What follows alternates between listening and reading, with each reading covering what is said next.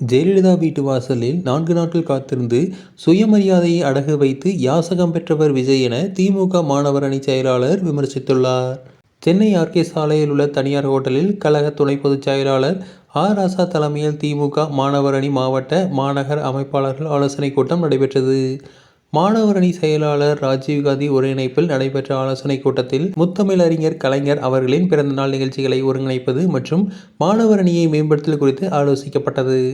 தமிழ்நாட்டில் கல்வி உரிமையை மீட்க சட்ட போராட்டம் நடத்தும் முதல்வருக்கு உறுதுணையாக இருப்பது, பொள்ளாச்சி பாலியல் குற்றவாளிகளுக்கு தண்டனை பெற்று தந்த கழக முதல்வருக்கு நன்றி தெரிவிப்பது உள்ளிட்ட 14 தீர்மானங்கள் நிறைவேற்றப்பட்டன. கூட்டத்தின் பின் செய்தியாளரிடம் பேசிய மாணவர் அணி செயலாளர் ராஜீவ்காந்த், எத்தனை பேரோடு கூட்டணி வைத்தாலும் தமிழ்நாட்டின் தலைவராக எடப்பாடியால் ஒருபோதும் மாற முடியாது. பாஜகவுக்கு நான் தான் அடிமை என்று கூப்பாடு போட்டு கொண்டிருக்கிறார் எடப்பாடி பழனிசாமி. எடப்பாடி ஒப்புதலோடு பல மக்கள் விரோத திட்டங்களை ஒன்றிய அரசு கொண்டு வந்தது. சாதிய பெயரை ஒழிக்க காரணமாக இருந்தவர் தந்தை பெரியார். UPSC முதல்நிலை தேர்வில் பெரியாரின் பெயருக்கு பின்னால் சாதியின் அடையாளம் திணிக்கப்பட்டிருப்பது அயோக்கியத்தனமானது என்று கூறியுள்ளார். கொடநாடு முன்னே நின்று யாசகம் பெற்றவர்கள்தான் நடிகர் விஜய். 4 நாட்கள் காத்திருந்து வீட்டுக்கு வெளியே தன்னுடைய சுயமரியாதை அடகு வைத்தவர் விஜய். தமிழ்நாட்டின் மக்களுக்காக நம்முடைய முதல்வர் டெல்லி சென்றார்.